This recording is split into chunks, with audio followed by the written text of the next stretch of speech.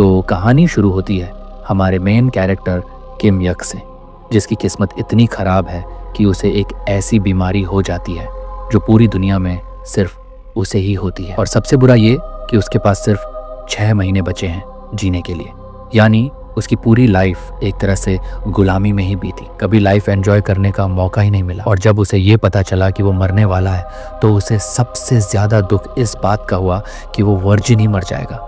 और मानो उसकी बदकिस्मती का कोई अंत ही ना हो, जिस दिन उसे ये बीमारी डायग्नोज हुई उसी दिन उसने लॉटरी जीत ली। पर पैसे भी किस काम के जब 6 महीने बाद मरना ही है। और आखिरकार वो मर भी गया। लेकिन ये कहानी यहीं खत्म नहीं होती।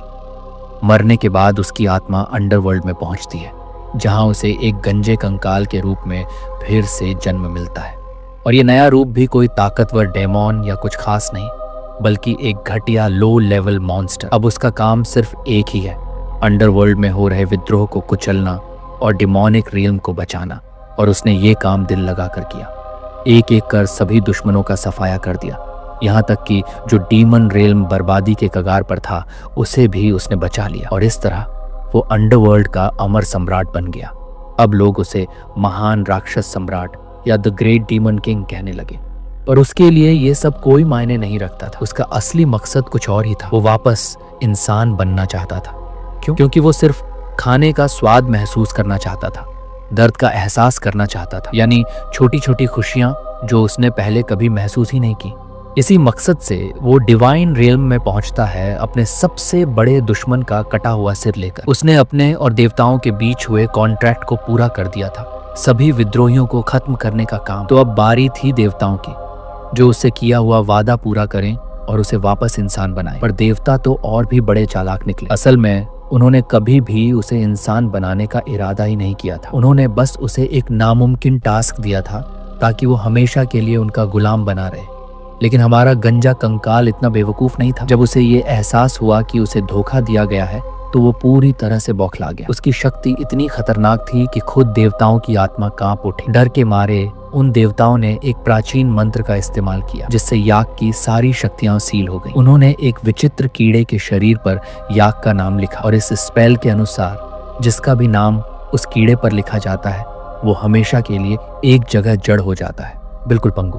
अब देवता अपने अंतिम जादू का इस्तेमाल करने वाले थे, जिससे वो याक की आत्मा को हमेशा के लिए उस कीड़े में कैद कर देते। पर याक को गुलामी से ज्यादा मौत मंजूर थी।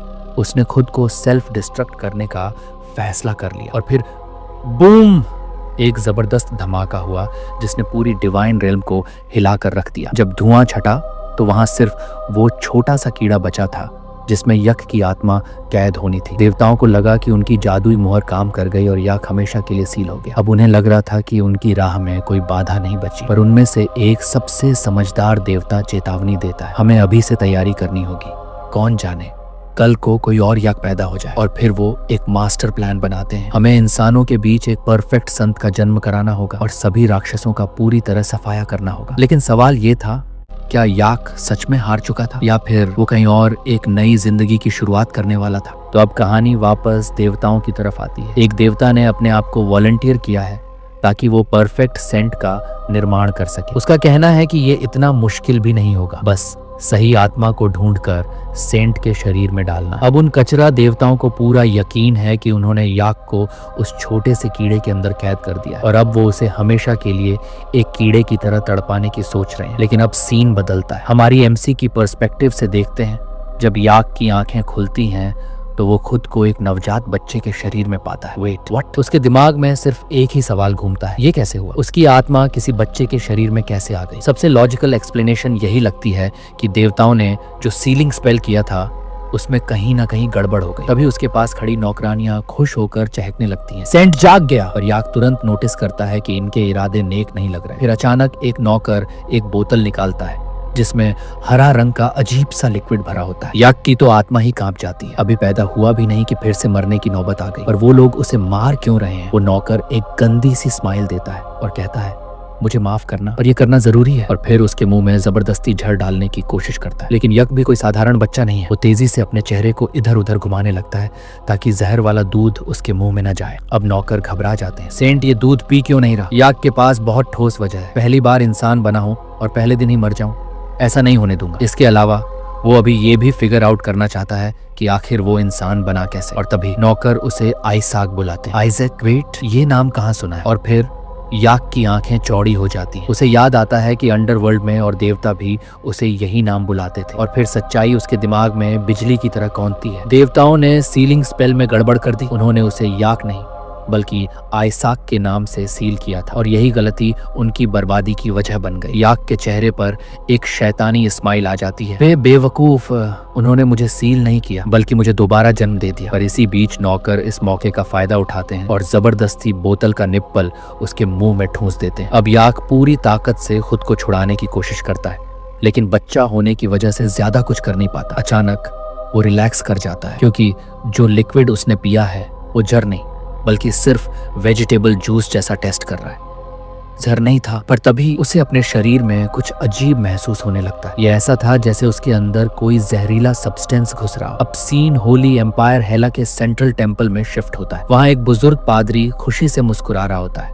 उसे पूरा यकीन है कि आइजैक अब तक मर चुका होगा। और तभी होली एम्पायर का सम्राट अलेक्जेंडर हीथक्लिफ हेला वहां आता है। अब इस सम्राट की मौजूदगी इतनी दमदार थी कि वहां खड़ा हर व्यक्ति सिर झुका लेता। सम्राट यहाँ ईसुआ घराने के सेंट कैंडिडेट यानी हमारे एमसी को देखने आया है। अब पादरी अपनी नकली मुस्कान के साथ सम्राट से बात करने लगता है जैसे कि उसने कुछ भी गलत नहीं किया। पर तभी एक सैनिक दौड़ता हुआ आता है और जोर से चिल्लाता है, सेंट कैंडिडेट आइजैक से जुड़ी एक बहुत जरूरी खबर है। अब बुजुर्ग पादरी को अंदर से खुशी का झटका लगता है। फाइनली मेरा प्लान काम कर गया। सम्राट और उसके सैनिक तुरंत दौड़ते हैं, पर जब वो वहां पहुंचते हैं तो पता चलता है कि कोई बड़ी समस्या नहीं हुई। आइजैक बस इतना ज्यादा दूध पी गया कि उसका पेट फूल गया है। जहां आइजैक का पेट फूला पड़ा था क्योंकि उसने 15 बोतल वेजिटेबल जूस गटक लिए थे।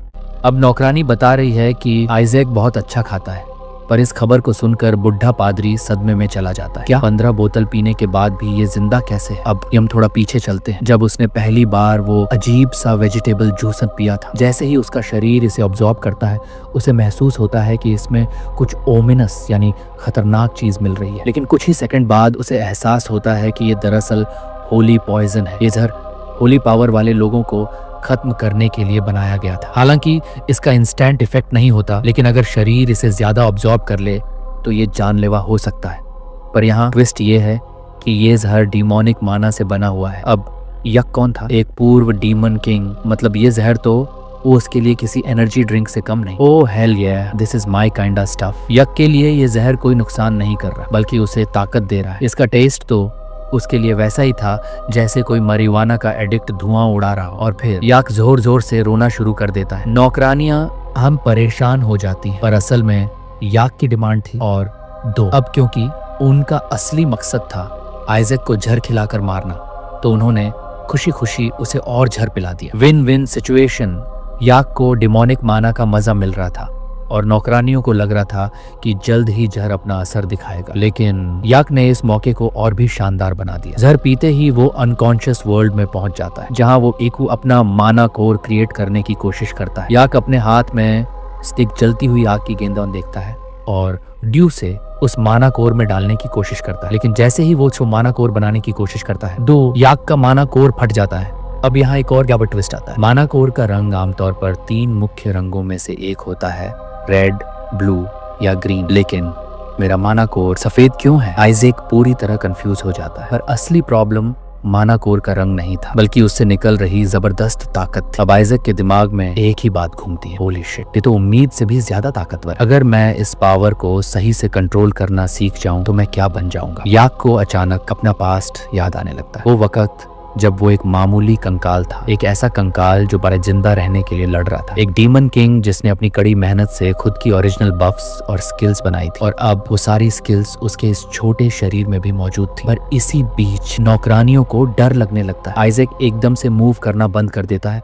और ऐसा लगता है जैसे वो मर गया। दोनों नौकरानियां घबराकर एक दूसरे को देखने लगती, कहीं ये मर तो नहीं गया। लेकिन अचानक से आइजैक अपनी उंगली ऊपर उठाता है और फिर जोर से चिल्लाता है, और 2। अब हम वापस को प्रेजेंट में आते हैं। सम्राट अलेक्जेंडर और उसके नाइट्स रिलीफ महसूस करते हैं कि सिचुएशन उतनी खराब नहीं है जितनी उन्हें लगी थी। यक भी रिलीफ महसूस कर रहा था। कुछ भी बुरा नहीं हुआ। और याक भाई को नहीं पता कि वो असल में मरते मरते बचा था। अब फास्ट ही याक अचानक नोटिस करता है कि वो बुढ़ा पादरी उसे गुस्से से घूर रहा है। अबे ये बुढ़ा मुझे ऐसे क्यों देख रहा है? याक को लगता है कि पतुन शायद उसने ज्यादा खा लिया इसलिए ये लोग उसे ऐसे देख रहे हैं। पर फिर वो तुरंत इस बात को झाड़ देता है, अरे छोड़ो, मैं तो अभी बच्चा हूँ, और फिर मासूमियत से बच्चे जैसा बर्ताव करने लगता है। बिशप की आंखें अब भी इसैक पर टिकी हुई थी, लेकिन हमारे लड़के को अब उसकी परवाह नहीं थी। वो जानता था कि अभी उसे मासूम बच्चे की तरह ही बिहेव करना है, लेकिन उसके अंदर एक अलग ही खेल चल रहा था, क्योंकि बिशप जिस जहर से उसे मारने आया था वो तो इसैक के लिए किसी एनर्जी ड्रिंक से कम नहीं था। अब जरा पीछे चलते हैं। होली सी के मुख्यालय में कुछ दिन पहले एक मीटिंग हो रही थी। वहां मौजूद एक सुनहरे बालों वाला आदमी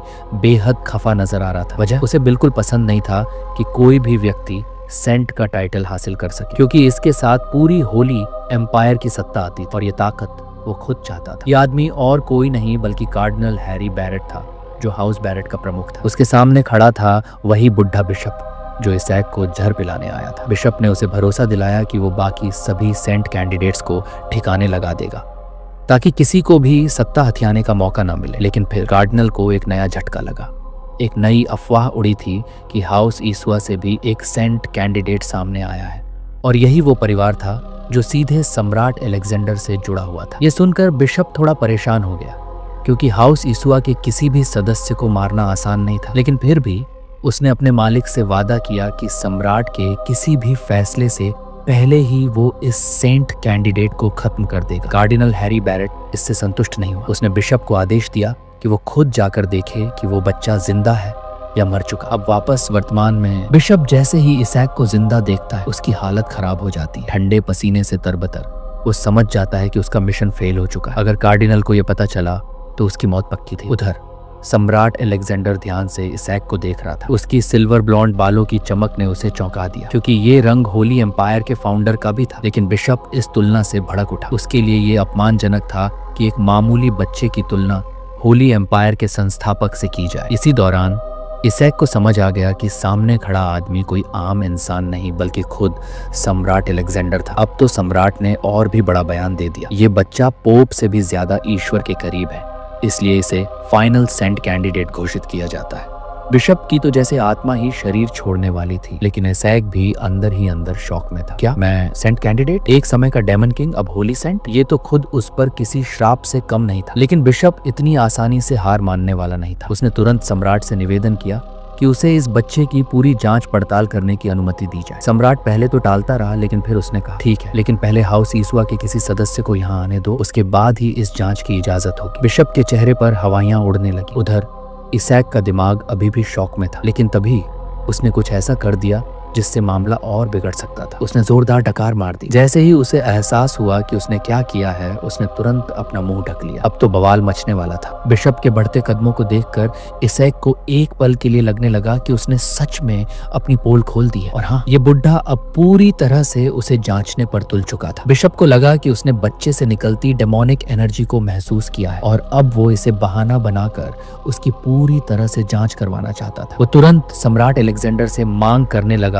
कि इस बच्चे की सच्चाई का पता लगाने के लिए इनक्विजिटर, होली इन्वेस्टिगेटर को बुलाया जाए। लेकिन सम्राट अब इस बुढ़े की बकवास सुन सुनकर खतरनाक मूड में आ चुके थे। हालात को संभालने के लिए बिशप ने सम्राट को यह कहकर शांत करने की कोशिश की कि पोप पहले ही सेंट का चयन कर चुके और वह कोई और नहीं बल्कि हाउस बैरेट का बच्चा था। अब अलेक्जेंडर सच में हैरान रह गए। तुम कहना चाहते हो कि पोप ने संयोग से अपने ही परिवार के बच्चे को सेंट घोषित कर दिया? अब जाकर इसैक की समझ में सब कुछ आ गया। ओह, तो ये पूरा खेल सत्ता हथियाने का है, इसीलिए ये बुढ़ा मुझे रास्ते से हटाना चाहता है। बिशप ने मौके का फायदा उठाते हुए इसैक को उठा लिया और ये दावा करने लगा कि बच्चे को एक पादरी के पास ले जाना होगा और उसकी जांच करवानी होगी। लेकिन जैसे ही वो थोड़ा आगे बढ़ा, सम्राट ने उसे रोक दिया। हाउस ईसुआ हमारे शाही परिवार का सबसे करीबी सहयोगी, बतौर सम्राट मैं कहता हूँ कि इस बच्चे की जांच बाद में होगी। बिशप वहीं रुक गया, लेकिन इस बार उसने एक छिपी हुई धमकी दी। उसने यह खुलासा किया कि पोप ने यह घोषणा की है कि क्राउन प्रिंस की ताजपोशी तभी होगी जब सेंट का चयन पूरा हो जाएगा। मतलब अगर सम्राट पोप के चयन को नहीं मानते तो उनका बेटा कभी आधिकारिक रूप से क्राउन प्रिंस नहीं बन पाएगा। इसैक को यह सुनकर बेहद गुस्सा आ गया। हालांकि उसे सेंट कैंडिडेट बनने में कोई दिलचस्पी नहीं थी, लेकिन अगर उसकी जांच हुई तो उसकी असली पहचान सामने आ सकती थी। और तभी एक योजना उसके दिमाग में आई। अगर मैं इस पर थोड़ा और खेलूं तो स्थिति मेरे पक्ष में आ सकती है। इसैक ने अपने हाथ में पकड़ी बोतल में मना इन्फ्यूज किया और बिशप के चेहरे पर इतनी जोर से मारी कि उसके दांत टूटकर हवा में उड़ गए। बिशप खून उसके मुंह से टपकने लगा और वो सदमे में खड़ा रह गया। लेकिन इसैक, वो तो अब बिल्कुल मासूम बच्चे की तरह नजर आ रहा था, मानो ये सब एक खेल था। सम्राट अलेक्जेंडर अब और भी प्रभावित लग रहे थे। इस बच्चे में असाधारण शक्ति है, ये तो सच में सेंट कैंडिडेट लग रहा है। बिशप खुद भी अब कंफ्यूज था, आखिर ये होली एनर्जी आ कहां से रही है। लेकिन इसैक ने यहीं रुकने का कोई इरादा नहीं किया था। उसने बोतल को एक बार और घुमा दिया और फिर से बिशप के चेहरे पर एक जोरदार प्रहार किया। धड़ाम। बिशप अब अपनी जिंदगी के सबसे बुरे दिनों में से एक झेल रहा था। सम्राट ये सब देखकर मजे ले रहे थे। वाह, ये बच्चा तो उम्मीद से भी ज्यादा योग्य साबित हो रहा है। इसैक ने अपनी बोतल को और भी मजबूत करने के लिए उसमें और मना भरा और फाइनल स्ट्राइक देने के लिए उसे घुमाया। लेकिन तभी उसे अपनी ही शक्ति में कुछ अजीब महसूस हुआ। रुको, ये क्या? हर बार जब वो मना इस्तेमाल कर रहा था उसे हल्की सी होली एनर्जी भी महसूस हो रही थी। अब ये असंभव था, क्योंकि मना और होली एनर्जी एक साथ काम नहीं कर सकते। तब जाकर उसे एहसास हुआ कि मैनाकोर की वजह से हो रहा है। बिशप अब हद से ज्यादा गुस्से में आ चुका था। उसने गुस्से में इसैक के हाथ से फीडर बोतल छीन ली और चिल्लाया, ये बच्चा एक अपवित्र प्राणी है, हमें तुरंत होली एक्सोर्सिज्म आर्ट का इस्तेमाल करना होगा। लेकिन इसी बीच इसैक ने चुपचाप बिशप की जेब में हाथ डाला और वहां से एक अजीब सी कटी हुई हाथ की आकृति बाहर निकाल ली। जैसे ही वो हाथ सबके सामने आया, बिशप की हालत खराब हो गई। वो अब पूरी तरह बर्बाद हो चुका था। तो अब जानते हैं इस अजीब से हाथ का असली राज। दरअसल ये हाथ किसी आम इंसान का नहीं, बल्कि एक हाई रैंकिंग डेमोन की सील की हुई लाश का हिस्सा था, जिसे एक टोटम के रूप में इस्तेमाल किया जाता था। टोटम क्या होता है? डेमोनिक आर्टिफैक्ट, जो मरे हुए डेमोन्स की एनर्जी को सोख कर उन्हें एक नई शक्ति देता है। अब सोचिए, इसैक के पास ये टोटम पहले से मौजूद था, क्योंकि वो हमेशा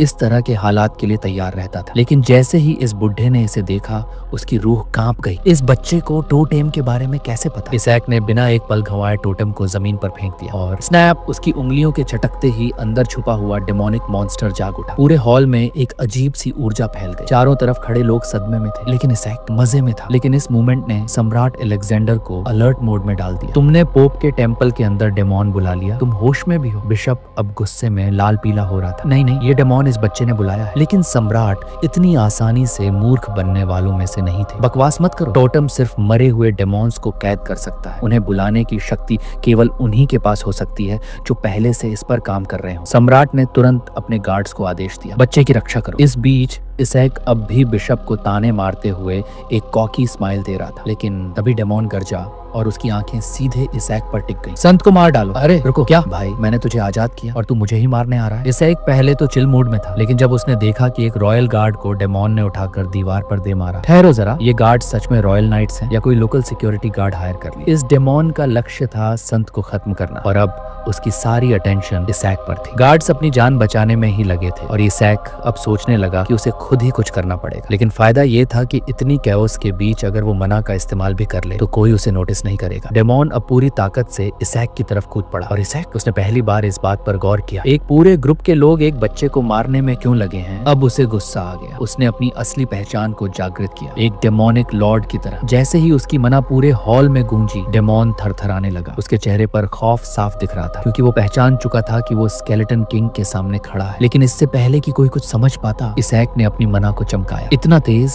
कि पूरी जगह रोशनी से भर गई। डेमोन की आंखें चौंधियां गईं। वो डर से चीखता हुआ भाग खड़ा हुआ। सभी गार्ड्स और सम्राट सदमे में थे। ये तो पवित्र शक्ति थी। अब तक सबको यही लग रहा था कि इसैक सिर्फ एक नॉर्मल बच्चा है, लेकिन आज सबने खुद देखा था कि उसने एक हाई रैंकिंग डेमोन को खदेड़ दिया था। सम्राट के गार्ड्स ने अब इसैक को महान संत मान लिया, लेकिन इसैक, वो खुद ही हैरान था। रुको, मैंने होली पावर कैसे चला? लेकिन जल्द ही उसे सच्चाई समझ में आई। मेरा शरीर मेरी मना को होली पावर में बदल सकता है। और यहीं एक बड़ा ट्विस्ट आया। अब जब उसकी मना होली पावर में बदल रही थी तो इसका मतलब था कि वो डार्क मना इकट्ठा नहीं कर सकता था, यानी कि इस पवित्र साम्राज्य में डार्क मना थी ही नहीं। अब बिशप पूरी तरह फंस चुका था। गुस्से में आकर वो चिल्लाने लगा, ये बच्चा एक हेरेटिक है, मैं खुद इसे एक्सोर्सिज्म से शुद्ध कर दूंगा। लेकिन सम्राट ने अब इस बुढ़े की बकवास सुनना बंद कर दिया था। तू बस चिल्ला रहा है, सच्चाई तो ये है कि तेरा असली चेहरा सबके सामने आ चुका है। अब बिशप को पकड़ लिया गया। वो अब भी रो रो कर खुद को निर्दोष साबित करने की कोशिश कर रहा था, लेकिन अब उसका कोई फायदा नहीं था, क्योंकि जो डेमोन उसने बुलाया था वही उसकी हार का सबूत बन चुका था। सम्राट के चेहरे पर अब गंभीरता थी। उसने एक सख्त लहजे में घोषणा की, इस बिशप को इतनी आसानी से नहीं छोड़ा जाएगा। अब मामला बिशप और उसके ग्रुप के लिए और भी खराब हो चुका था, क्योंकि अगर सम्राट ने और ज्यादा खुदाई की तो उसे उनके अंदर छुपे हुए जासूसों का भी पता चल सकता था। बिशप का दिमाग तेजी से चल रहा था। अगर सम्राट को सच्चाई पता चल गई तो सेंट एडीज की प्रतिष्ठा बर्बाद हो सकती थी। इसलिए उसने आखिरी दांव खेला। उसने अपनी जान कुर्बान करने का फैसला किया। एक शक्तिशाली मंत्र बोलते हुए उसने अपनी मना से एक खौफनाक बीस्ट को जन्म दिया। अब इस बीस्ट का सिर्फ एक ही मकसद था, संत कैंडिडेट को मार डालो। डेमोनिक बीस्ट की खूनी आंखें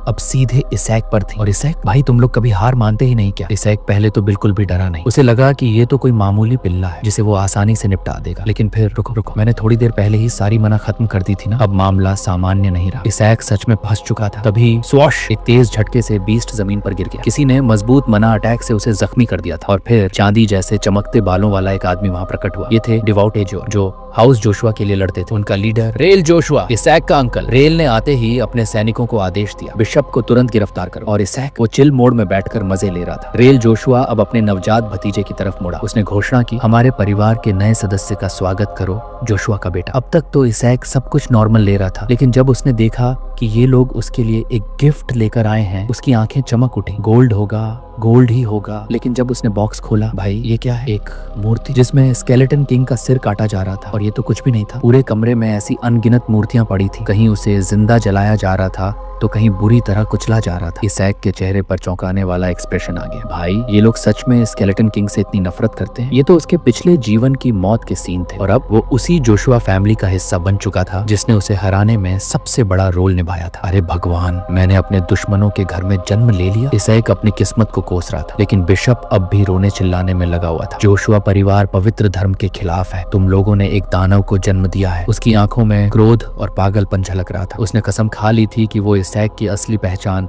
सबके सामने लाएगा। मैं खुद जोशुआ परिवार का नामो निशान मिटा दूंगा। लेकिन रेल अब इस खेल को खत्म करना चाहता था। उसने अपनी तलवार निकाली और स्विश, बिशप की गर्दन पर तेज कट लग गया। वो लड़खड़ाने लगा, लेकिन रेल ने उसे खत्म नहीं किया। ये जोशुआ परिवार की दया है कि अभी तक तुम जिंदा हो। इसैक अब एकदम खुश था। ये अंकल तो सच में पावर हाउस निकले। अब उसके दिमाग में एक और सवाल उठा, क्या रेल सेंट एडीज के खिलाफ जाने को तैयार होगा? इसैक के मन में कई प्लान घूम रहे थे, लेकिन एक और चीज थी जो उसे परेशान कर रही थी। जोशुआ परिवार के ये नाइट्स इतने ज्यादा केयरिंग क्यों है? वो सब उसे इतने प्यार और सम्मान से ट्रीट कर रहे थे, मानो वो कोई सच्चा संत हो। सम्राट इस पूरे घटनाक्रम से बहुत खुश था। उसने इसैक के लिए एक खास प्रस्ताव रखा। मैं चाहता हूँ कि इसैक को शाही परिवार के सदस्य की तरह पाला जाए। ये बात इसैक को बहुत पसंद आई, लेकिन सम्राट ये सिर्फ मौज के लिए नहीं कर रहा था। उसने हालात को देखते हुए एक कड़ा फैसला लिया था, क्योंकि उसे पता था कि अब इस पवित्र साम्राज्य के अंदर और बाहर दोनों जगह से इस बच्चे को टारगेट किया जाएगा। क्या जोशुआ परिवार इसैक की रक्षा कर पाएगा? ये सवाल अब भी हवा में था। और इसैक, उसे अब भी समझ नहीं आ रहा था कि आखिर चल क्या रहा है। आइजैक की जिंदगी में एक और शॉकिंग मोमेंट जुड़ने वाला है। जैसे अभी तक कम थे, अब तक सबको आइजैक का सफेद बालों वाला लुक होली एम्पायर के फाउंडर से मिलता जुलता लग रहा था। और इस पर कोई ध्यान न देता तो ही बेहतर होता। लेकिन अब मामला और बिगड़ने वाला है, क्योंकि ये लोग ये तक सोचने लगे हैं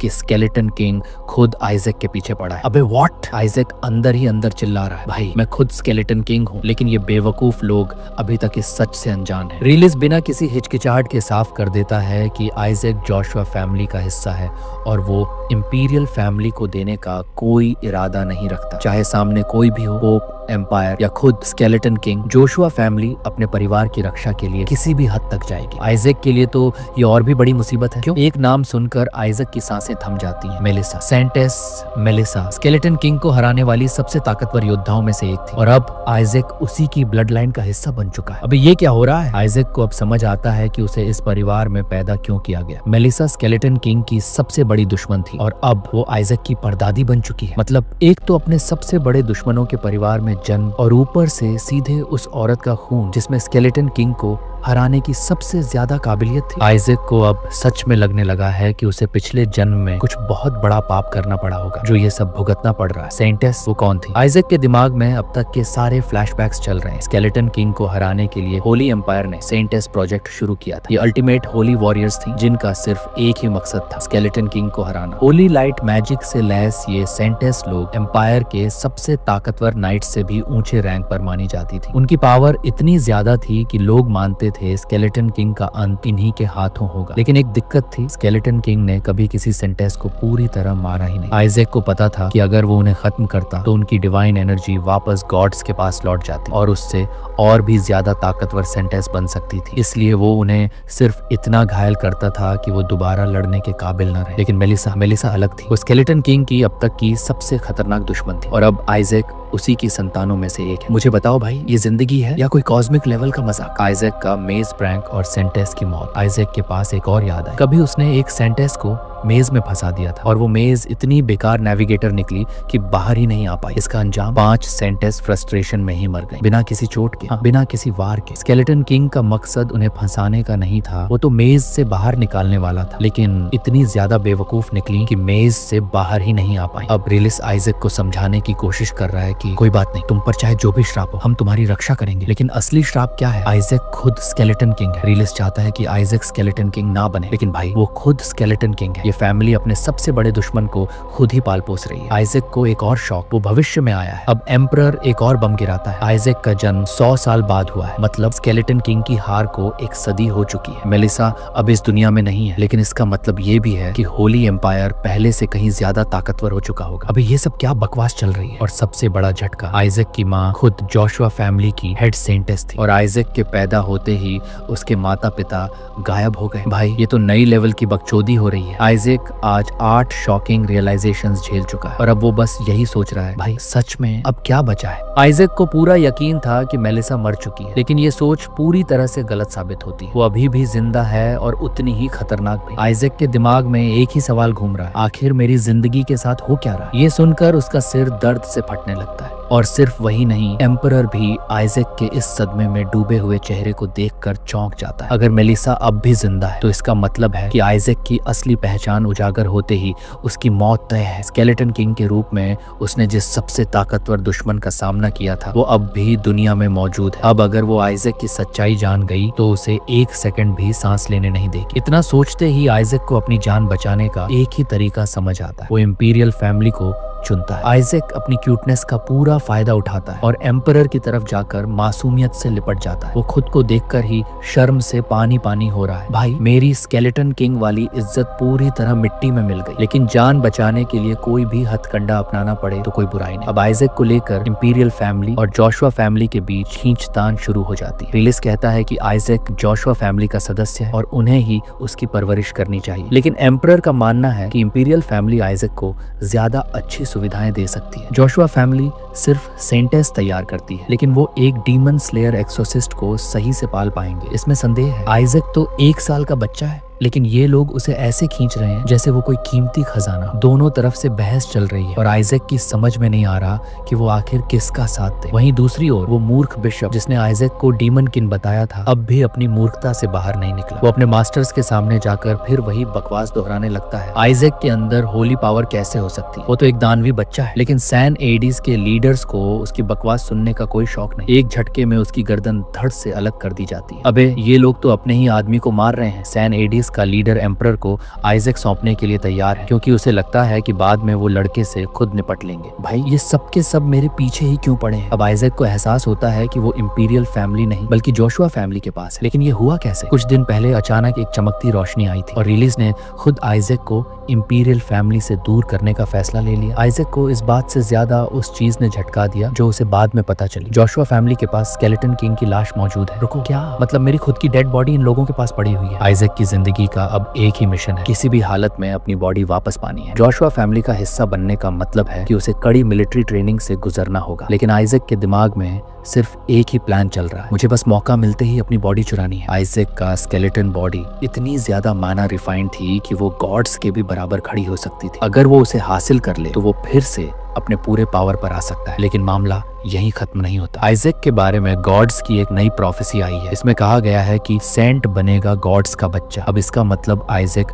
अगला पोप बन सकता है। पोप का रुतबा एक किंग के बराबर होता है और वो होली नाइट्स की पूरी आर्मी को कंट्रोल करता है। आइजैक को अब समझ आ रहा है कि बैरेट फैमिली इतनी बौखलाई हुई क्यों है, क्योंकि मिलेनिया से सिर्फ बैरेट फैमिली से ही पोप्स बनते आए हैं। अब अगर आइजैक पोप बनता है तो बैरेट फैमिली का साम्राज्य ही खत्म हो जाएगा। स्केलेटन किंग से पोप बनने तक का सफर, ये तो अल्ट्रा प्लॉट ट्विस्ट हो गया। बैरेट फैमिली का तो दिमाग ही घूम गया है। उनके लिए ये सबसे बुरी खबर है कि जोशुआ फैमिली का एक सेंट उनके पोप बनने की पूरी संभावना रखता है। लेकिन इससे पहले कि वो इस पर और गुस्सा निकालते, कोचमैन भागते हुए आता है और रेलिस को बताता है कि रास्ते में एक बड़ी दिक्कत आ गई है। अब क्या नया बवाल आ गया? कोचमैन बताता है कि कुछ अजीबोगरीब लोग रास्ता रोक कर खड़े हैं और उन्हें डची के अंदर नहीं जाने दे रहे। रेलिस को गुस्सा आ जाता है। वो गार्ड्स पर गरजते हुए कहता है, तुम्हें जोशुआ फैमिली का क्रेस्ट दिख नहीं रहा? रास्ता हटाओ। लेकिन ये लोग किसी आम गार्ड से ज्यादा खतरनाक थे। ये असल में डेमोनिक बीइंग्स थे। इनका मकसद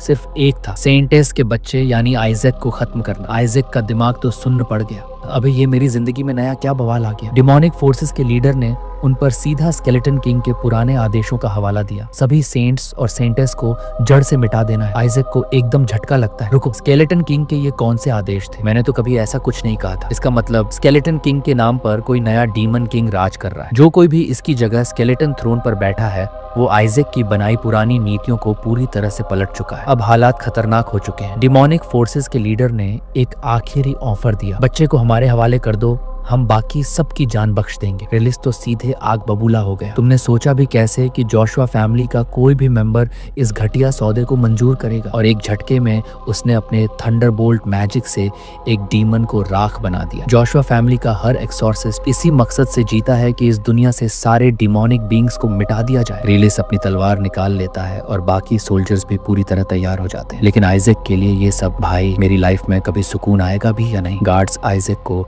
लड़ाई के मैदान से दूर ले जाते हैं और एक सुरक्षित जगह पर छिपा देते हैं। आखिर ये सब क्या हो रहा है? आइजैक को एक मैजिकल बैरियर के अंदर डाल दिया गया जो इतना ताकतवर था कि हाई लेवल के डीमंस भी उसे तोड़ नहीं सकते थे। अब एक ओर वो सुरक्षित था, लेकिन दूसरी ओर वो इस जाल में फंस चुका था। भाई ऐसा सेफ जोन किस काम का जिससे मैं खुद बाहर न निकल सकूं? लेकिन आइजैक कोई साधारण लड़का नहीं था, वो एक स्केलेटन किंग था। आइजैक तुरंत अपनी इनर मैजिक को जागृत करता है और द वन हु वॉचेस को बुलाने की कोशिश करता है। एक गैलेक्टिक ओवरपावर्ड बेबी की तरह वो कॉस्मोस में मेडिटेशन करने लगता है। थोड़ी ही देर में डिमोनिक स्पिरिट प्रकट होता है और अपने मास्टर का स्वागत करता है। लेकिन जैसे ही वो अपनी पूरी ताकत से प्रकट होता है, आइजैक तुरंत उसे चुप करा देता है। अबे धीरे बोल, सब उड़ा मत देना। डिमोनिक स्पिरिट आइजैक को देखकर चौंक जाता है। मास्टर, आपने एक बच्चे के शरीर में खुद को बंद क्यों कर लिया? आइजैक बस सर पकड़ लेता है। अबे नहीं, मैं इस शरीर में फंस गया हूँ। डिमोनिक स्पिरिट को गुस्सा आ जाता है, किसने इतनी हिम्मत की कि मेरे मास्टर को इस बैरियर में कैद कर दिया? लेकिन आइजैक उसे बातों में न उलझने को कहता है और डिटेक्शन मैजिक एक्टिवेट करने के लिए कहता है। डिमोनिक स्पिरिट तुरंत ही 100 मीटर की रेंज स्कैन करता है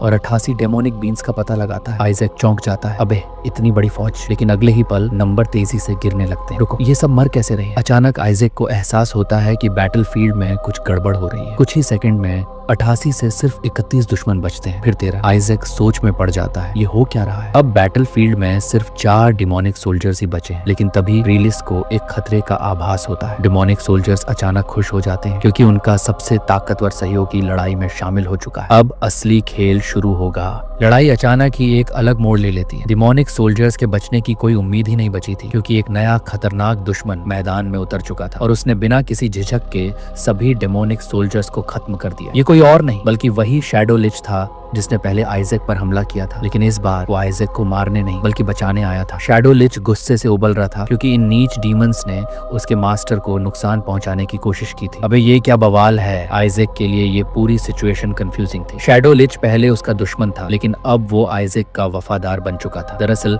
पहले की लड़ाई में उसे आइजैक की असली पहचान पता चल चुकी थी। अब एक शैडो लिच के लिए स्केलेटन किंग से वफादारी तोड़ना असंभव था और जब आइजैक ने उसे आजाद कर दिया था तो अब वो जान की बाजी लगाकर अपने मास्टर की रक्षा करने को तैयार था। जोशुआ फैमिली के नाइट्स को समझ नहीं आया कि अब ये नया मॉन्स्टर कहां से आ गया। रेलिस भी कंफ्यूज था, अब ये कौन सा नया पागलपन शुरू हो गया। ह्यूमंस को शैडो लिच की भाषा समझ नहीं आ रही थी, वरना शायद वो आइजैक को तुरंत मार डालते। लेकिन आइजैक की मुश्किलें अभी खत्म नहीं हुई थी। शैडो लिच जो पूरी तरह से वफादारी निभाने के लिए तैयार था सीधे आइजैक के पास जाने की कोशिश करता है। नाइट्स ये समझते हैं कि वो बच्चे पर हमला करने वाला है और तुरंत उसे रोकने के लिए तैयार हो जाते हैं। अबे रुक जा, मैं इसे मारने नहीं बचाने आया हूँ। शैडो लिच ने अपना सिर झटका जैसे ये कहना चाह रहा, लेकिन रीलिस और उसके सैनिकों को समझ ही नहीं आ रहा था कि ये मॉन्स्टर क्या चाहता है। आइजैक ने तुरंत उसे बैरियर तोड़ने का आदेश दिया। शैडो लिच ने बिना वक्त गंवाए एक ही झटके में उसे चकनाचूर कर दिया। अबे ये क्या कर दिया तूने? रीलिस और बाकी सोल्जर्स हक्के बक्के रह गए। ये मॉन्स्टर सीधा बैरियर तोड़ सकता है, ये किस तरह की ताकत है? लेकिन आइजैक के लिए ये किसी विनिंग मोमेंट से कम नहीं था। यस, फाइनली मैं इस चिड़ियाघर से बाहर आ गया। लेकिन अगले ही पल आइसाक ने अपनी चाल चल दी। जैसे ही शैडो लिच ने आइजैक को देखा, उसने खुशी में सिर झुकाया। मास्टर, मैंने आपको बचा लिया। लेकिन आइजैक ने तुरंत ही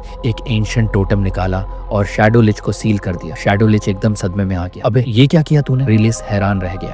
ये बच्चा एक हाई लेवल डेमन को एक झटके में सील कर सकता है। नाइट्स को लगा कि आइजैक ने किसी होली स्पेल का इस्तेमाल किया है। वाह, ये बच्चा एक सच्चा सेंट है। आइजैक के लिए ये कॉमेडी से कम नहीं था। अबे ये होली स्पेल नहीं, मना सीलिंग थी। लेकिन किसी को ये समझ नहीं आया। सबने बस आइजैक की तारीफों के पुल बांध दी। अब तक रिलिस को इसमें कुछ गड़बड़ महसूस होने लगी थी। आखिर ये डिमोनिक फोर्सेस इस बच्चे के पीछे क्यों पड़े? रिलिस को एहसास होता है कि आइजैक साधारण बच्चा नहीं है और अब ब्लू डिवीजन का लीडर खुद उसे बचाने की कसम खा चुका था। रिलिस ने आइजैक को गोद में उठाया और कहा, मैं तुम्हें एक होली नाइट बनाऊंगा। आइजैक ऊपर से मासूमियत से मुस्कुराया, लेकिन अंदर ही अंदर वो अपने असली शरीर को वापस पाने की प्लानिंग कर रहा था। रिलिस ने कसम खाई, मैं तुम्हें सुरक्षित रखूंगा, चाहे मेरी जान ही क्यों न चली जाए। आइजैक को सिर्फ उसकी एक बात पर दिक्कत हुई, भाई ये मेरी शॉर्ट लाइफ वाला डायलॉग क्यों मार रहा है? अब कहानी जोशुआ डची की ओर बढ़ती है। आइजैक को एक भव्य महल में लाया जाता है जो किसी फेरी टेल कास्टल से कम नहीं था। अबे ये लोग तो शाहों जैसी जिंदगी जी रहे हैं। आइजैक को अपने पुराने डीमन एम्पायर की हालत याद आई, जहां उसके लोग भूख से मर रहे थे और यहाँ जोशुआ फैमिली के लोग सोने चांदी में खेल रहे थे। आइजैक का डिटेक्शन स्पेल एक्टिवेट हुआ और उसने देखा कि यहाँ की कुछ स्कल्पचर्स की कीमत 10 डीमन किंग कास्टल्स जितनी थी। भाई ये लोग अंबानी के लेवल की लग्जरी में जी रहे हैं। रिलिस ने उसे महल के अंदर बने एक छोटे क्रिब में रखा और फिर खिड़की की तरफ इशारा किया, देखो बाहर हमारे होली नाइट्स ट्रेनिंग कर रहे हैं, एक दिन तुम भी उनके जैसे बनोगे। आइजैक ऊपर से सिर हिलाता है, हाँ हाँ जरूर। लेकिन अंदर ही अंदर वो अपने असली प्लान की तरफ बढ़ रहा था। होली नाइट बनना तो दूर, मैं इस पूरे कॉन्टिनेंट को हिलाने वाला हूँ। जोशुआ डूची की ट्रेनिंग ग्राउंड में नाइट्स पूरी ताकत से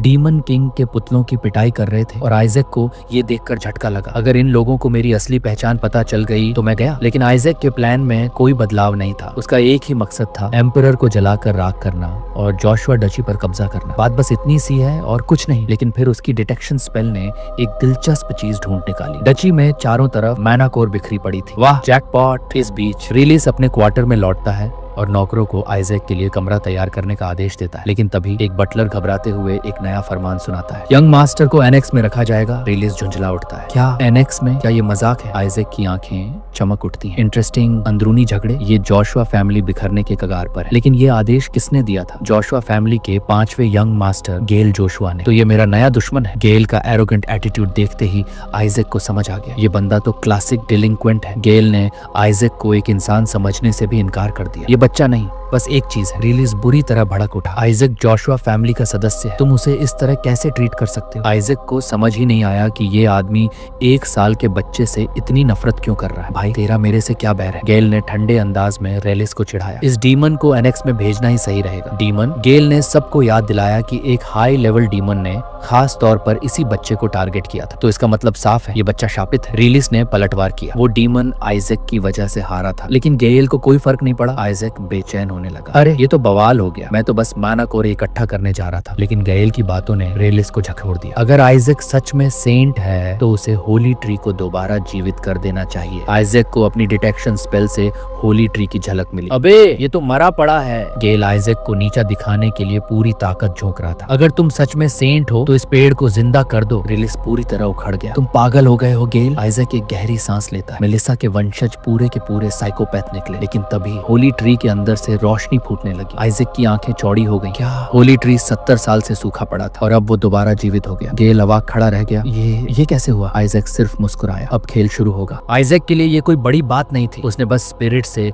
सारा गंदा माना चूसवा लिया और होली ट्री फिर से हरा भरा हो गया। लेकिन रिलिस और उसके लोग हैरान थे, सबको लगा कि ये फिर से उस बच्चे का चमत्कार था। नाइट्स खुशी से झूम उठे। हमारे यंग मास्टर ने तो कमाल कर दिया। लेकिन दूसरी तरफ गेल जोशुआ की शक्ल उतर गई। ये नामुमकिन है। आइजैक ने पहले एग्जॉर्सिज्म किया और अब प्यूरिफिकेशन भी कर दिया। गेल को यकीन नहीं हो रहा था, कोई बच्चा ये कैसे कर सकता है। गेल ने अपने भाई पर आरोप लगाया, तुम किसी सेंटेस की मदद ले रहे हो। उसका गुस्सा बढ़ता ही गया और झगड़ा और तेज हो गया। आइजैक साइड में खड़ा देख रहा था। मेलिसा के घर वालों को थेरेपी की जरूरत है, ये लोग तो डीमन से भी ज्यादा पागल है। लेकिन गेल की शक्ल मेलिसा से मेल नहीं खाती थी। क्या ये उसका सौतेला भाई है या फिर पोप का कोई संबंधी। गेल का गुस्सा बढ़ता ही गया। हमें पहले से ही एक सेंट का कैंडिडेट मिला हुआ है। आइजैक चौंक गया। वेट, मेरा कोई कॉम्पिटिटर है। गेल साफ तौर पर किसी और कैंडिडेट का समर्थन कर रहा था। आइजैक सोचने लगा, क्या दूसरा कैंडिडेट भी ऐसा ही जोकर होगा। रिलिस ने अपने भाई को समझाने की कोशिश की, आइजैक परिवार का हिस्सा है। लेकिन गेल बदतमीजी पर उतर आया। बकवास मत कर, तुम खुद एक कायर हो जो भाग गया था। अब आइसाक को पूरी तरह से बस्टार्ड चाइल्ड की तरह ट्रीट किया जा रहा था। लेकिन गेल यही नहीं रुका। उसने एक और खतरनाक थ्योरी सामने रख दी। आइजैक हमारा भाई का असली बेटा नहीं हो सकता। उसकी शक्ल सेंटेस से मिलती है लेकिन हमारे भाई से नहीं। रिलिस गुस्से में लाल हो गया। बस कर, और उसने गेल के मुंह पर एक जोरदार घूंसा जड़ दिया। आइजैक सिर्फ मजा ले रहा था। रिलिस ने गेल को धूल चटा दी। वाह, ये तो मैसेकर हो गया। आइजैक मन ही मन जोशुआ फैमिली के पूरी तरह बिखरने की दुआ कर रहा था। लेकिन तभी उसका डीमन स्पिरिट उसे याद दिलाता है, अगर ये घर गिरा तो तेरा भी नुकसान होगा। आइजैक रुक गया। सही बात है। अब आइसाक को बेबी बनकर एक्टिंग करनी थी। वो एक आलू की तरह बैठा था और घर के सबसे बड़े लोग उस पर चर्चा कर रहे थे। लेकिन हर कोई आइसाक के खिलाफ था। तभी एक्टिंग मैट्रियार्क हैना जोशुआ ने सबको शांत होने का आदेश दिया। बस, फैसला हो चुका है। आइजैक को मेन हाउस से दूर एक माइनर हाउस में रखा जाएगा। आइजैक ने गौर किया, हैना उससे खुली दुश्मनी निभा रही थी। अब उसे समझ आ गया कि इस औरत की वफादारी किसके साथ है। इस बीच गेल अपनी टूटी नाक के साथ खड़ा था। हाँ, अभी भी मुझे रोकने की कोशिश करोगे। हैना ने रिलिस से पूछा, तुम आइजैक को यहाँ लाए ही क्यों। रिलिस ने सीधा जवाब नहीं दिया। उसने सिर्फ एक बात कही, पिता यहाँ नहीं है, इसलिए फैसला तुम्हें करना होगा। हैना ने बताया कि आइजैक का पिता सेंट कैंडिडेट की वजह से शहर से बाहर है। और फिर रिलिस ने सबके सामने बम फोड़ दिया। आइजैक जोशुआ, वो बच्चा जिसने होली ट्री को पुनर्जीवित किया। कमरे में सन्नाटा छा गया। गेल हक्का बक्का रह गया। बाकी सदस्यों ने भी माना कि पेट्रियार्क तक होली ट्री को नहीं बचा पाए थे, तो एक छोटे बच्चे ने ये कर दिखाया। हैना ने फौरन सवाल उठाया, इसका कोई सबूत है। आइजैक अब और खेल नहीं खेलना चाहता था। उसने हाथ बढ़ाया और होली ट्री की ऊर्जा को एक क्रिस्टल के रूप में प्रस्तुत कर दिया। पूरा कमरा शॉक में चला गया और आइजैक सिर्फ मुस्कुरा रहा था। तुम सबकी औकात दिखानी जरूरी थी। आइजैक ने होली ट्री को शुद्ध करने की जिम्मेदारी साबित कर दी थी। अब सबको यकीन हो गया था कि ये उसी का काम था। लेकिन एक बच्चा ये कैसे कर सकता है। कुछ लोग अब भी विश्वास नहीं कर पा रहे थे। हाँ, आइजैक ने एक अविश्वसनीय काम किया था। लेकिन अगर प्यूरिफिकेशन में गलती होती तो होली ट्री हमेशा के लिए मर सकता था। यही कारण था कि पेट्रियार्क हमेशा एक स्थिर तरीके से प्यूरिफिकेशन चाहता था। गैल अपनी जगह से उठ खड़ा हुआ। तुम सब इस बच्चे पर भरोसा कर रहे हो। रिलिस उसके खिलाफ बोल पड़ा। उसने इंस्टिंक्ट से ये कर दिखाया। 70 सालों में कोई नहीं कर सका, लेकिन इस बच्चे ने कर दिखाया। गेल बौखला गया। तुम पागल हो चुके हो। एक बच्चा ऐसा नामुमकिन काम नहीं कर सकता। उसने आइजैक की तरफ इशारा किया। ये लड़का तो जोशुआ फैमिली का भी नहीं लगता। आइजैक सिर्फ आराम से बैठा था। सर्कस अच्छा चल रहा है। रिलिस ने आइजैक की तरफ देखा और कहा, अगर वो इसी तरह से बढ़ता रहा तो वो एक दिन सेंट बन सकता है या फिर अगला पोप। आइजैक ने थोड़ा सोचा, ठीक है, ये भी सही है। लेकिन फिर उसे सिम्बा की तरह उठा लिया गया और स्केलेटन किंग को हराने का हुक्म दे दिया। वेट, क्या। आइजैक को अब ये मजाक लगने लगा। अब तो घर के बुजुर्ग भी चौकन्ने हो गए। और हैना जोशुआ ने सोचा, रिलिस अपनी कब्र खुद खोद रहा है। तभी उसने एक नई चुनौती सामने रख दी। डिवाइन रिलिक स्टोरेज का टेस्ट लो। दूसरी तरफ पेट्रियार्क ईयर को एक संदेश मिला, दिव्य रिलिक स्टोरेज खोलने की अनुमति चाहिए। पेट्रियार्क भौंचक्का रह गया। किसने मांगी? क्योंकि सांटी साडीज को इसकी अनुमति नहीं थी। लेकिन जब उसे पता चला कि आइजैक ने होली ट्री को पुनर्जीवित किया है, क्या जोशुआ फैमिली से कोई सेंट आ गया? इलाई जोशुआ, पेट्रियार्क ने फौरन आदेश दिया, नहीं, इस डिवाइस को कोई भी इस्तेमाल नहीं कर सकता, सिर्फ सेंट ही इसे झेल सकता है। लेकिन तभी मेलिसा जोशुआ वहां आई। आइसाक पर टेस्ट लिया जा रहा है। मेलिसा मुस्कुराई। दिलचस्प, अगर इस बच्चे ने होली ट्री को पुनर्जीवित किया तो उसे ये टेस्ट पास करना ही चाहिए। मेलिसा ने सभी सेंट और सेंटेस कैंडिडेट्स को टेस्ट में डालने का प्रस्ताव रखा। कुछ लोग डरे हुए थे, अगर कोई और कैंडिडेट कोई खजाना चुरा ले। लेकिन मेलिसा निश्चिंत थी, पिछली पीढ़ी के सर्वश्रेष्ठ सेंटेस भी कुछ नहीं चुरा सके। अगर इस बार कोई कर दिखाए तो वो स्केलेटन किंग को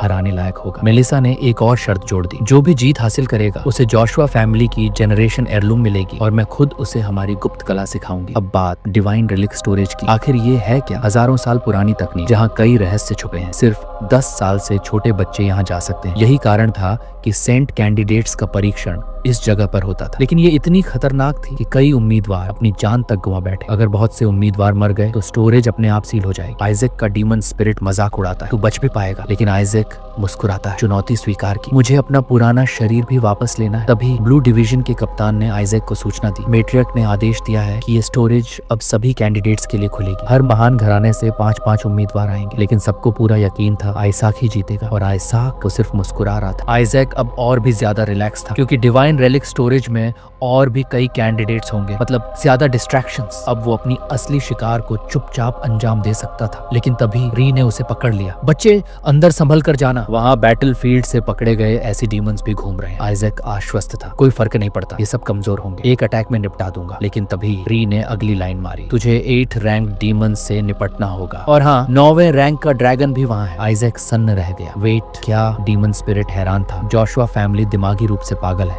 बच्चों के टेस्ट के लिए उन्होंने एक ड्रैगन को अंदर छोड़ दिया। डीमन स्पिरिट ने हंसते हुए कहा, लेकिन तुम्हारे पास ड्रैगन्स का नॉलेज है ना? लेकिन आइजैक के तो पसीने छूट गए। शिट, वो मुझे पहचान लेंगे क्योंकि अपने पिछले जीवन में उसने कई ड्रैगन्स को ठगा था और उन्हें बेच दिया था। अब वे आइजैक की आत्मा को पहचान लेंगे। डीमन स्पिरिट मजाक उड़ाने लगा, लगता है मुझे नया मालिक ढूंढना पड़ेगा। आइजैक गहरी सांस लेता है, नहीं, मुझे इस स्टोरेज में प्लान बनाकर आगे बढ़ना होगा। मेरी वर्तमान ताकत से मैं सिर्फ 6ठे रैंक के डेमंस को हरा सकता हूँ, इसलिए मुझे सबसे पहले एनेक्स से माना कोर चुराना होगा। अब आइजैक का नया टारगेट था माना कोर हासिल करना। लेकिन आइजैक के चेहरे पर अजीब सा डर दिख रहा था। वो एक असली गाइड पढ़ रहा था, स्केलेटन किंग को मारने के 100 तरीके। डीमन स्पिरिट झुंझला गया, तू होली पावर यूज नहीं कर सकता, अगर यहाँ मैजिक यूज की तो तुझे डीमन घोषित कर देंगे। आइजैक अब तक होली मैजिक के थ्योरी से भी परेशान था। तभी रेलिस आया। चलो, काफी लंबा दिन हो गया, आइजैक को आराम की जरूरत थी, मुझे कम से कम 16 घंटे की नींद चाहिए। रेलिस ने एक होली रिजेनरेशन स्पेल डाली। आइजैक इतना खुश हुआ कि बोला, अटैक स्पेल्स भी डाल दे। लेकिन डीमन स्पिरिट ने याद दिलाया, तेरा असली ऑब्जेक्टिव याद है, एनेक तक पहुंचना। आइजैक ने एक नायाब तरीका निकाला, ऑस्कर वर्दी एक्टिंग, सोने का नाटक करो। उसने इतनी मासूमियत से सोने की एक्टिंग की कि सब बेवकूफ बन गए। डीमन स्पिरिट तो चौंक ही गया, जोशुआ फैमिली कितनी नईव है। लेकिन तभी आइसाक ने एक बातचीत सुनी, टोटम को सुरक्षित जगह पर रखो। आइजैक हिल गया, शिट, वो उसे हटा देंगे, मुझे रिजरेक्शन के लिए वो चाहिए। अब आइजैक रोने जैसा था, अब तो मेरे पास माना कोर भी नहीं है, अब मुझे एनेक्स से ही माना कोर लेना होगा। मिशन इम्पॉसिबल शुरू। आइजैक धीरे से दरवाजे के पास पहुंचा। डीमन स्पिरिट से कहा, दरवाजा खोलो। लेकिन दरवाजा लॉक था। आरआईयू ने इसे होली स्पेल से सील कर दिया था। आइजैक गुस्से में बड़बड़ाया, शिट, अब इसे खोलने के लिए होली स्पेल तोड़ना पड़ेगा, लेकिन तब सबको पता चल जाएगा। तभी बैंग, आइजैक दरवाजे से टकरा गया। किसी ने दरवाजा खोला था। अब कौन? एक 5 साल का लड़का अंदर आया, एशु, गएल का बेटा, जो सेंट कैंडिडेट बनने के लिए आइजैक का कॉम्पिटिटर था। शू गुस्से से बोला, तू 1 साल का बच्चा होकर मुझसे बेहतर कैसे हो सकता है? मैं ही सेंट कैंडिडेट बनूंगा। और एक बार फिर एक साल के बच्चे से नफरत करता हुआ 5 साल का लड़का। आइजैक ने बस हल्के से एक हथौड़ा उसके चेहरे पर दे मारा। शू चीख उठा और आइसाक वो बस अपने ट्रांसपोर्ट व्हीकल को तैयार कर रहा था। शू ने गुस्से में आइजैक पर हमला करने की कोशिश की, लेकिन आइजैक ने उसे फिर पीटना शुरू कर दिया। एक के बाद एक शू को तब तक मारा जब तक उसने बैरियर स्पेल कास्ट नहीं कर दी। आइजैक अब सिर्फ मुस्कुरा रहा था। आइजैक हैरान रह गया। शू ने होली बैरियर मैजिक कास्ट कर दी और इससे पहले कि आइजैक इससे उबर पाता, शू ने 3rd रैंक अटैक मैजिक को एक्टिवेट कर दिया। ब्रो, एक साल के बाद को मारने के लिए इतना सीरियस क्यों है? लेकिन आइजैक इम्प्रेस था। अच्छा, तो ऐसा खेल खेल रहे? उसने एक और भी बड़ा बैरियर डाला। अब शू के होश उड़ गए। 1 साल का बच्चा इतनी हाई लेवल मैजिक बिना किसी ट्रेनिंग के कैसे यूज कर रहा है? लेकिन आइजैक ने अभी अभी अपनी पहली अटैक स्पेल भी सीख ली थी। उसने शू की तरफ इशारा किया और अपना अटैक लॉन्च कर दिया और पूरा सीन देखकर मजे लेने लगा। डीमन स्पिरिट तो दंग रह गया, तू बस एक बच्चे को बुली करने में मजा ले रहा। लेकिन आइजैक जानता था कि एक जोशुआ वंशज को मारना बेवकूफी होगी, इसलिए उसके किसी भी अटैक ने शू को सीधा हिट नहीं किया। लेकिन शू फिर भी शर्मिंदगी में चिल्लाने लगा, बच्चे, तूने मुझे डरा दिया। तभी वूश, शैडोली मैनिफेस्ट हुआ और शू के पैरों तले जमीन खिसक गई। क्या ये बच्चा इतनी खतरनाक चीजों से घिरा हुआ है? शू घुटनों पर गिर पड़ा। प्लीज मुझे मत मारो। आइजैक शांत खड़ा था, एक असली विलेन की तरह। फिर उसने शू को घूरते हुए कहा, मुझे मेरी राइड बना। अब शू जोशुआ बन चुका था, एक परिवहन वाहन। वो गेल जोशुआ का बेटा था, 5 साल का, और सेंट कैंडिडेट बनने की दौड़ में शामिल। लेकिन अंदर ही अंदर वो जोशुआ हाउस होल्ड से भागना चाहता था। एक दिन मैं पोप बनूंगा। लेकिन आज तो आइजैक उसकी पीठ पर सवार था, एक हाथ में मिल्क बॉटल और मुंह में लेफ्ट टर्न राइट टर्न के ऑर्डर। शू झुंझलाते हुए बड़बड़ाया, मुझे घोड़ा बना दिया। लेकिन इससे पहले कि वो और शिकायत करता, शैडोली फिर प्रकट हुआ। छोटे कीड़े, जिंदा रहना चाहता है तो चुपचाप ऑर्डर्स मान। शू के पसीने छूट गए। Final destination the 2nd annexe. शू ने घबरा कर पूछा, तू मुझे इस अजीब जगह क्यों लाया? और जैसे ही शू ने इमारत देखी, वो जम गया। शिट, ये तो हॉन्टेड हाउस है। इस जगह पर जाने की मनाही है क्योंकि एनेक्स के बारे में भयानक अफवाहें थी। जो भी अंदर गया जिंदा नहीं लौटा। पर आइजैक और उसका शैडो विस्पर किसी और ही प्लान में थे, क्योंकि एनेक्स के अंदर का माना लेवल इतना हाई था कि ये 1 दशक की ट्रेनिंग के बराबर था। आइजैक ने शू की कान खींचकर चिल्लाया, चल अंदर ले चल। शू अब भी विरोध कर रहा था। बच्चों को अंदर जाने की सख्त मनाही है। लेकिन शैडो ली ने फिर से अपीयरेंस मारी। शू का पूरा शरीर कांप गया। अब बिना चूचाप किए वो आइजैक को अंदर ले गया। The second annex inside. Isaac ने चारों तरफ देखा। ये तो बाहर से भी ज्यादा टूटा फूटा है। विस्पर ने एनेक्स को स्कैन किया और फिर कहा, यहाँ किसी तरह की सील लगी है। आइजैक का मूड खराब हो गया। डैम इट, रास्ता क्लियर होता तो मजा आता। शू अब भी बड़बड़ा रहा था। चलो वापस चलते हैं, सब लॉक्ड और सील है। लेकिन ये आइजैक है, मैं इतनी जल्दी हार मानने वालों में से नहीं। गुस्से में उसने शू के भूरे बालों को और भी जोर से खींच दिया और तभी दोनों की नजर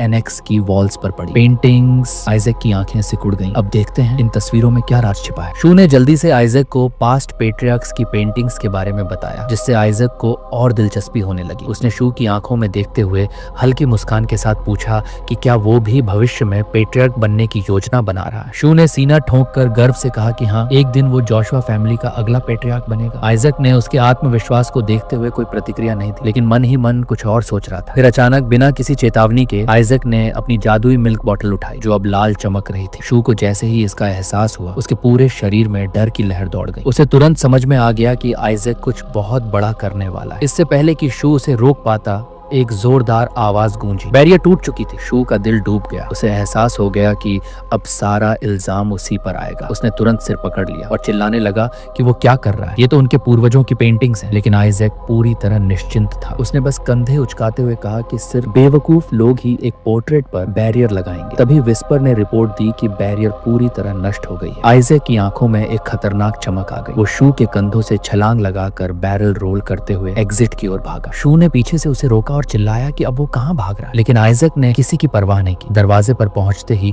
उसने विस्पर को आदेश दिया, लॉक इट, और अगले ही पल दरवाजा बंद हो गया। अब शू बाहर था और आइजैक अंदर। आइजैक ने बिना कोई समय गवाए अपनी माना अब्जॉर्प्शन रिचुअल शुरू कर दी। उधर शू पूरी तरह हिल चुका था। उसने गुस्से से दरवाजे पर हाथ मारा और चिल्लाया कि अगर आइजैक बाहर नहीं आया तो वो सबको बता देगा। लेकिन जैसे ही उसने दरवाजे पर जोर से धक्का मारा, उसे अपने अंदर एक अजीब सा डर महसूस हुआ। उसे ऐसा लगने लगा जैसे कुछ बहुत गलत होने वाला है। और फिर उसे कुछ लोगों के कदमों की आहट सुनाई दी। शू की हालत खराब हो गई। बड़ों को भनक लग चुकी थी। इससे पहले कि शू कुछ कर पाता, एक गुस्से से भरा हुआ एल्डर अंदर आया और उसकी पूरी हेकड़ी निकाल दी। उसने कड़क आवाज में कहा कि शू ने यह फॉरबिडन जगह में कदम रखने की हिम्मत कैसे की। शू का चेहरा सफेद पड़ गया। तभी एक बूढ़ी महिला ने घूरते हुए पूछा कि क्या आइजैक के कमरे में होली मैजिक के जो निशान मिले थे वो शू की ही करतूत थी। शू पूरी तरह चौंक गया। उसे समझ ही नहीं आ रहा था कि क्या जवाब दे। अगर वो सच कहता तो कोई भी इस बात पर विश्वास नहीं करता कि एक नवजात शिशु ने इतनी ताकतवर होली मैजिक इस्तेमाल की थी। उसकी चुप्पी ने सभी को और अधिक शक में डाल दिया। तभी अंकल री ने उसके कंधे पर हाथ रखा और गंभीर स्वर में कहा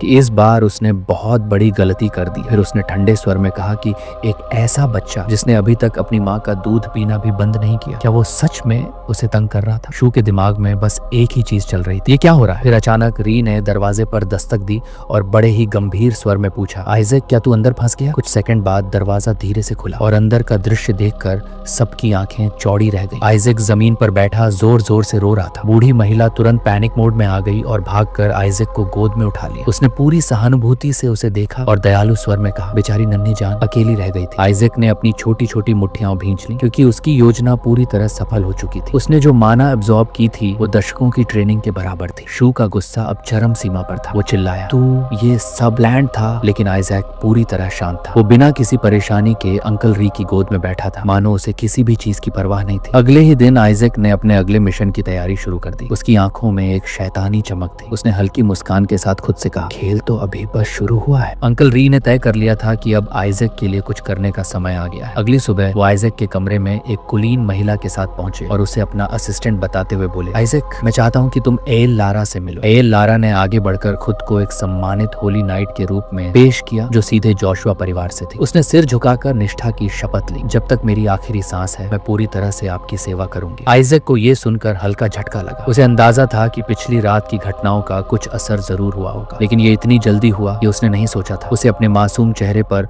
भूतिया बच्चा होने की एक्टिंग करनी पड़ी और बोला, तुम्हारी शक्ल नहीं देखनी मुझे, जाओ यहाँ से। कमरे में थोड़ी देर के लिए अजीब सी खामोशी छा गई, लेकिन एल लारा टस से मस नहीं हुई। उसकी आंखों में हल्की झिझक थी, जैसे वो कुछ कहना चाहती हो लेकिन हिम्मत नहीं जुटा पा रही हो। आखिरकार उसने धीरे से पूछा, क्या मैं आपके गाल को हल्का सा चुटकी काट सकती हूँ। आइजैक का दिमाग बस यही सोच रहा था, ये लड़की क्या चाहती है। उसकी जिंदगी में वैसे ही अजीब लोगों की भरमार थी और अब ये नया कैरेक्टर भी आ गया था। तभी अंकल री ने अपने कोट की अंदरूनी जेब से कुछ निकाला, एक साधारण सा दिखने वाला अंगूठी। उन्होंने उसे आइजैक की तरफ बढ़ाते हुए कहा, ये तुम्हारे चाचा की तरफ से एक स्पेशल गिफ्ट है। आइजैक ने उस अंगूठी को देखा और मन ही मन सोचा, कहीं ये सच में कूड़ेदान से उठाई हुई चीज तो नहीं। वह और विस्पर दोनों ही इस नतीजे पर पहुंचे कि अगर जोशुआ परिवार इतना सस्ता गिफ्ट दे रहा है तो जरूर इनके हालात कुछ अच्छे नहीं होंगे। लेकिन जैसे ही एल लारा की नजर उस अंगूठी पर पड़ी, उसकी आंखें चौड़ी हो गईं। उसने आश्चर्य से पूछा, क्या ये सेंट्स एयरलूम है? आइजैक थोड़ा सतर्क हुआ। उसने अपने दिमाग में सेंटेस के साथ हुई लड़ाई को याद किया। उसे तुरंत एहसास हुआ ये वही एल्डर रिंग है जिसे सेंटेस ने अपनी लड़ाई के दौरान इस्तेमाल किया था। ये कोई मामूली चीज नहीं थी। इस अंगूठी में ऐसी पवित्र शक्ति थी जो इस दुनिया की सीमा से भी परे जाती थी। अब आइजैक को सही में दिलचस्पी होने लगी। उसे पता था कि अगर उसने इस अंगूठी का इस्तेमाल किया तो ये ज्यादा से ज्यादा 2 बार ही चलेगी, फिर टूट जाएगी। लेकिन उसके पास इसे ठीक करने का तरीका पहले से था। तभी अंकल गोल जोशुआ की नजर उस अंगूठी पर पड़ी और उसके चेहरे पर जलन साफ दिख रही थी। उसके मन में तो पहले ही ये प्लान था कि आइजैक को मिलने वाली चीजों पर कब्जा कर ले। वो आइजैक के पास आया, चेहरे पर नकली हंसी चिपकाकर बोला, मेरे प्यारे छोटे भतीजे। आइजैक की आंखें सिकुड़ गईं। ये आदमी अब क्या करने वाला है? सच्चाई ये थी कि गोयल पहले ही ब्लेसिंग डिवाइस को तोड़ चुका था जो आइजैक को मिलनी थी। उसने हर मुमकिन कोशिश की थी कि आइजैक को कोई भी महत्वपूर्ण चीज न मिले, लेकिन उसने ये नहीं सोचा था कि री इतनी दूर चला जाएगा कि सेंटेस की विरासत ही आइजैक के लिए मांग लेगा। गोयल ने हर संभव कोशिश की कि ये अंगूठी शूरी को दे दी जाए, लेकिन जब उसने बुजुर्ग महिला से ये मांग की तो उसे सीधा जवाब मिला, लालच मत करो। गोयल ने गुस्से में दांत भींचे। उसके मन में बस एक ही बात थी, इन बेवकूफों को एल्डर रिंग की असली कीमत समझ ही नहीं आती। फिर भी उसने हार नहीं मानी। उसने री से बहस करनी शुरू कर दी, अगर तुम्हें अपने भतीजे को कुछ देना ही था तो कोई बढ़िया चीज क्यों नहीं दी? ये बेकार सी अंगूठी क्यों? री ने ठंडे स्वर में जवाब दिया, ये अंगूठी बेकार नहीं है। गोयल ने अपनी नकली सहानुभूति भरी आवाज में कहा, आइजैक मेरे लिए बेहद अनमोल है, मैं उसे कभी इतनी घटिया चीज नहीं दूंगा। फिर उसने अपने कोट से एक और अंगूठी निकाली और आइजैक के सामने चमकाई। देखो, ये अंगूठी सेंटसा साड़े से आई है। ये किसी भी चीज को स्टोर कर सकती है और इसकी जादुई शक्ति दुनिया से परे है। गोयल ने उम्मीद की कि आइजैक इस अंगूठी से इतना प्रभावित होगा कि अपनी एल्डर रिंग उसके साथ बदल लेगा। उसने अंगूठी आइजैक की तरफ बढ़ाई, लेकिन आइजैक ने सीधा उसका हाथ झटक दिया। गोयल हक्का बक्का रह गया। कमरे में खामोशी छा गई। आइजैक के चेहरे पर वही मासूमियत थी, लेकिन उसकी आंखों में चुपचाप एक चेतावनी छुपी थी, मुझसे ये खेल मत खेलो। आइजैक बिना किसी झिझक के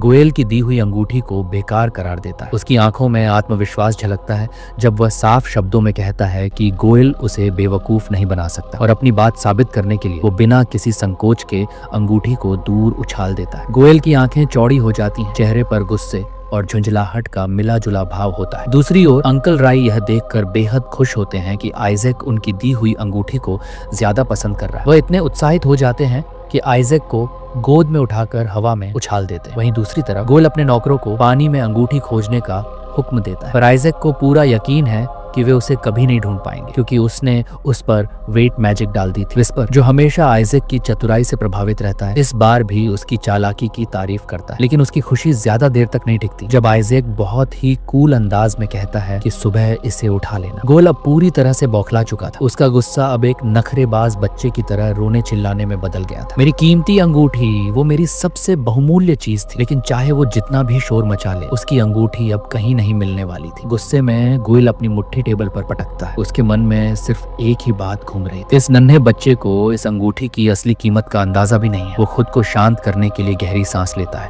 और मन ही मन सोचता है, कोई बात नहीं, आइजैक एल्डर रिंग का सही से इस्तेमाल कर ही नहीं पाएगा। उसे पूरा यकीन था कि इस अंगूठी की असली शक्ति का इस्तेमाल करने के लिए आइजैक को कम से कम 20 लोगों की पवित्र शक्ति को अवशोषित करना होगा, और यह असंभव था। वह अपने ही विचारों में हंसते हुए बड़बड़ाता है, इस नन्हे से लड़के को अपनी जन्मदिन की पार्टी में 10 लोग भी नसीब नहीं होंगे। लेकिन अगली सुबह नजारा बिल्कुल अलग होता है। महल के बाहर इतनी भीड़ इकट्ठा हो चुकी होती है कि गिनती करना मुश्किल था। पूरे 4000 लोग, इनमें सिर्फ आम लोग ही नहीं बल्कि सभी ड्यूकल परिवार, दर्जनों मर्की परिवार और यहाँ तक कि खुद सम्राट भी मौजूद थे। सबसे चौंकाने वाली बात ये थी कि इस सभा में 148 सेंट कैंडिडेट्स भी मौजूद थे। आइजैक को यह देखकर झुंझलाहट होती, इतने सारे सेंट कैंडिडेट्स, क्या ये किसी ने पूरी दुनिया में बीज की तरह फैला दिए थे? अंकल राय भी इस नजारे को देखकर चौंक जाते हैं। मैंने सोचा भी नहीं था कि यहाँ इतनी भीड़ इकट्ठा हो जाएगी। तभी अचानक आइजैक का सबसे अच्छा दोस्त काउंट सिमन वहाँ पहुँचता है। आइजैक बिना समय गंवाए पूछता है, तुम यहाँ क्या कर रहे हो? सिमन मुस्कुराते हुए जवाब देता है, तुम्हारे बारे में अफवाहें इतनी दूर तक फैल चुकी हैं कि मैं इसे मिस नहीं कर सकता था। आगे बढ़ते हुए वह मजाकिया अंदाज में मार्किस बैरेट की ओर इशारा करता है और कहता है, तुमने सच में मुझे अपने घर में कैद रखने की कोशिश की, जबकि जोशुआ परिवार का मुखिया इतना बड़ा रिस्क ले चुका है। लेकिन फिर वह एक और बम गिराता है, पोप का परिवार भी इस समारोह में शामिल होगा। चाचा रिया इस बात को सुनते ही हंस पड़ते हैं। ये नामुमकिन है, पोप का परिवार इतने तुच्छ समारोह में क्यों आएगा? लेकिन सिमन के चेहरे पर एक ठंडी मुस्कान होती है। वह एक और कड़वी सच्चाई सामने रखता है। पोप का परिवार आम लोगों से इतनी नफरत करता है कि उन्हें यहाँ सिर्फ अपनी श्रेष्ठता दिखाने के लिए आना पड़ेगा। उसके शब्द कमरे में भारीपन भर देते हैं। लेकिन इससे पहले कि बहस और आगे बढ़ती, अंकल राय उसे चुप रहने की चेतावनी देते हैं। यहाँ तक कि दीवारों के भी कान होते हैं। सिमन को इन बातों से कोई फर्क नहीं पड़ता, खासकर जब उसका अपना बेटा आर्मन भी एक सेंट कैंडिडेट चुना जा चुका था। री फिर भी उसे सतर्क रहने के लिए कहता है, लेकिन उनकी बातचीत में एक ठंडी और डरावनी उपस्थिति घुस जाती है। बिशप बैरेट बिना किसी आवाज के वहां पहुंचता है, लेकिन उसकी मुस्कान और नजरों में ऐसी घिनौनी चालाकी भरी होती है कि कमरे में बेचैनी बढ़ जाती है। वह बिना देर किए तंज कसता है, तो री, तुम अब भी इतने कमजोर और अयोग्य ही हो। उसकी नजरों में यह पूरा समारोह एक मजाक था। उसने जोशुआ परिवार की तरफ देखते हुए व्यंग्य भरे लहजे में कहा, क्या तुम्हारे परिवार का सेंट कैंडिडेट कोई ऐसा चमत्कार कर पाएगा जिससे तुम्हारा नाम रोशन हो? पूरा हॉल एक पल के लिए शांत हो जाता है। आइजक को यह सब देखकर गुस्सा आ रहा था। उसे यह साफ दिख रहा था कि बिशप बैरेट और गोल एक ही थैली के चट्टे बट्टे थे। अब वो इंतजार कर रहा था कि कैसे इन दोनों को उनकी जगह दिखानी है। आइजक की प्रतिष्ठा और ताकत को हमेशा से लोग अपने फायदे के लिए इस्तेमाल करना चाहते थे, और इसी वजह से बैरेट परिवार के पोप्स की कृपा पाने के लिए उनके दुश्मन अक्सर खतरनाक चालें चलते थे। आउटसाइडर्स के बीच एक पुरानी परंपरा थी, छोटे बच्चों के दूध की बोतलों में जहर मिला देना और इसे सिर्फ एक निर्दोष मजाक बताना। लेकिन असलियत में इस जहर में होली पॉइजन जैसी घातक चीजें मिलाई जाती थी, जो किसी भी बच्चे की पवित्र शक्ति को खत्म कर सकती थी। अक्सर इस तरह के जहर से मासूम बच्चे हमेशा के लिए बर्बाद हो जाते थे। लेकिन इस बार कहानी कुछ और ही। वहां खड़े बाकी बच्चे हैरानी से देखते रह गए